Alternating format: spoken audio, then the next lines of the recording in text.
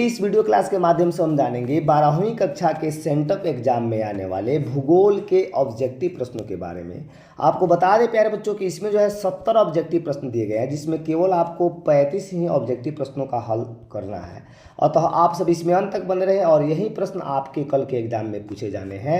तो पहला प्रश्न आपके स्क्रीन पर दिया हुआ है। प्रश्न आपका कह रहा है इसमें प्यारे बच्चों कि जनांकीय संक्रमण सिद्धांत किसने प्रतिपादित किया था। तो आपको बता दें कि यह जो संक्रमण सिद्धांत है यह नोटेस्टीन के द्वारा किया गया था। ऑप्शन सी आपका बिल्कुल कहा जा रहा है। प्रश्न इसमें कि मानव भूगोल अस्थिर पृथ्वी और क्रियाशील मानव के बीच परिवर्तनशील संबंधों का अध्ययन यह किसने कहा था। तो यह जो है सैंपल का कथन है। ऑप्शन सी इसका बिल्कुल राइट आंसर बन जाएगा।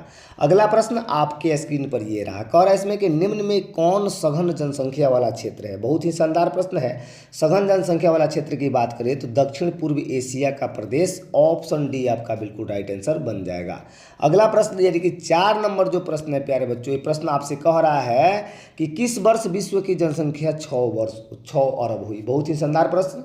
किस वर्ष विश्व की जनसंख्या 6 अरब हुई प्रश्न आपसे कर रहा है। तो यह जो है आपके 1999 में हुई थी। ऑप्शन बी आपका बिल्कुल राइट आंसर बन जाएगा।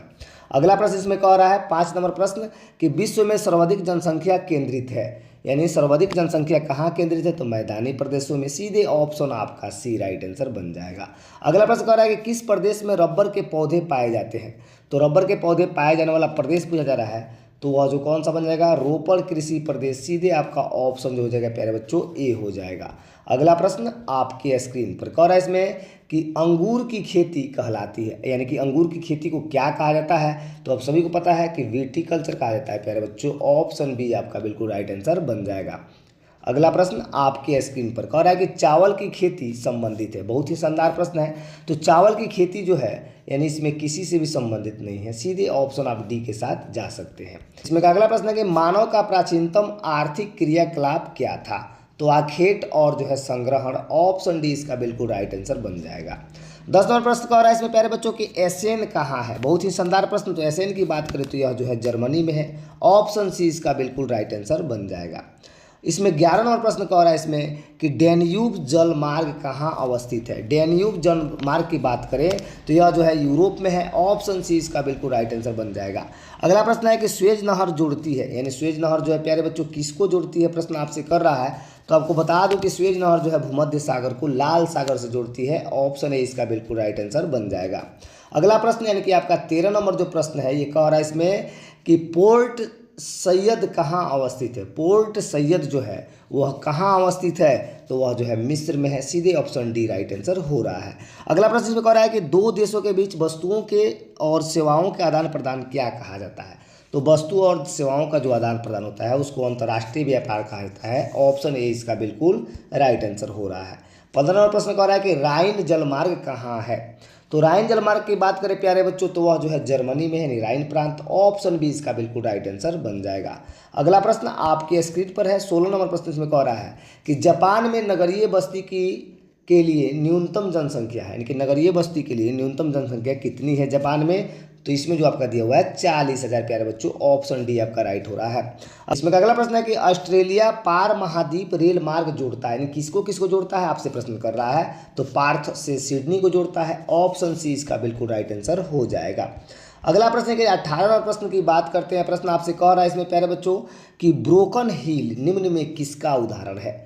तो ब्रोकन हिल की बात करें तो वह किसका है। तो खन्नन नगर का उदाहरण है। ऑप्शन ए इसका राइट आंसर बन जाएगा। अगला प्रश्न इसमें कह रहा है कि मसाई क्या है। बहुत ही शानदार प्रश्न। तो मसाई जो है एक जनजाति है। ऑप्शन सी इसका राइट आंसर हो जाएगा। और प्रश्न कह रहा है कि निम्न में से कौन तमिलनाडु का मैनचेस्टर है। तो तमिलनाडु के मैनचेस्टर की बात की जा रही है प्यारे बच्चों तो वह जो है कोयम्बटूर है। सीधे ऑप्शन आपका बी राइट आंसर बन जाएगा।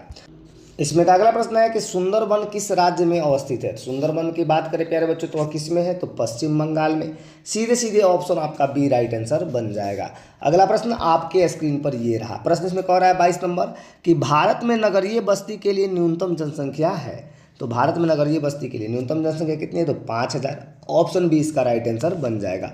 अगला प्रश्न कह रहा है इसमें कि अलंकेश्वर तेल क्षेत्र कहाँ अवस्थित है। बहुत ही शानदार प्रश्न है। अलंकेश्वर तेल क्षेत्र की बात की जाए तो वह जो है गुजरात में है। ऑप्शन सी इसका बिल्कुल राइट आंसर हो जाएगा। कह रहा है प्यारे बच्चों कि हुबली किस राज्य में अवस्थित है। बहुत ही शानदार प्रश्न है। तो हुबली की बात करें तो वह जो है कर्नाटक में है। सीधे ऑप्शन बी आपका राइट आंसर बन जाएगा।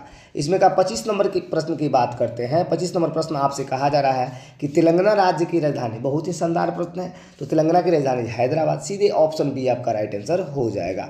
अगला प्रश्न इसमें कह रहा है कि निम्न में कौन मुक्त आकाश नीति से संबंधित है। तो मुक्त आकाश नीति की बात करें तो वायु परिवहन है। सीधे ऑप्शन ए इसका राइट आंसर बन जाएगा। इसमें का 27 नंबर प्रश्न आपके स्क्रीन पर है। कह रहा है इसमें कि ग्रामीण बस्तियों में किस कार्य की प्रधानता होती है। तो ग्रामीण बस्तियों में कौन सा कार्य होता है। तो कृषि होता है। ऑप्शन ए इसका बिल्कुल राइट आंसर हो रहा है।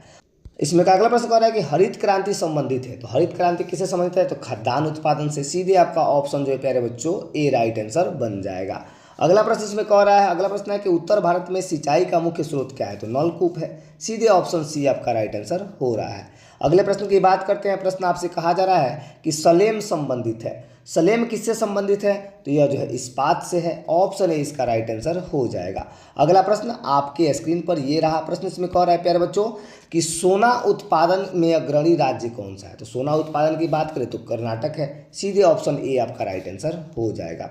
अगला प्रश्न इसमें कह रहा है कि सिंगरेनी प्रसिद्ध है। यानी सिंगरेनी किसके लिए। तो कोयला के लिए। सीधे ऑप्शन इसका ए राइट आंसर बन जाएगा। आप सीधे हूबहू जो है आपको जाकर कल के एग्जाम में छाप देना है। बिल्कुल ही इंपॉर्टेंट प्रश्न है। अगला प्रश्न इसमें कह रहा है प्यारे बच्चों कि सोलापुर किस उद्योग के लिए जाना जाता है। तो सोलापुर की बात करें तो सूती वस्त्र के लिए। ऑप्शन डी आपका राइट आंसर बन जाएगा। अगला प्रश्न की बात करते हैं प्यारे बच्चों, यानी कि आपका 34 नंबर जो प्रश्न कह रहा है इसमें प्रश्न है इसमें कि बालघाट मैग्नीज क्षेत्र किस राज्य में अवस्थित है। तो बालघाट की बात करें तो वह जो है मध्य प्रदेश में प्यारे बच्चों। ऑप्शन ए इसका राइट आंसर हो रहा है। अगला प्रश्न इसमें कह रहा है कि सरदार सरोवर परियोजना किस नदी पर अवस्थित है। तो सरदार सरोवर परियोजना की बात करें तो वह कौन सी नदी। तो नर्मदा नदी पर। ऑप्शन ए इसका बिल्कुल राइट आंसर बन जाएगा। इसमें का अगला प्रश्न कह रहा है इसमें प्यारे बच्चों प्रश्न इसमें 36 नंबर की अम्लीय वर्षा का संबंध किस प्रदूषण से होता है। यानी अम्लीय वर्षा का संबंध जो है किस प्रदूषण से है, ये प्रश्न आपसे कर रहा है। तो इसको बता दूं कि वायु प्रदूषण से। ऑप्शन बी इसका राइट आंसर। इस तरह से हम लोग 35 के बदले 36 प्रश्न को देखिए।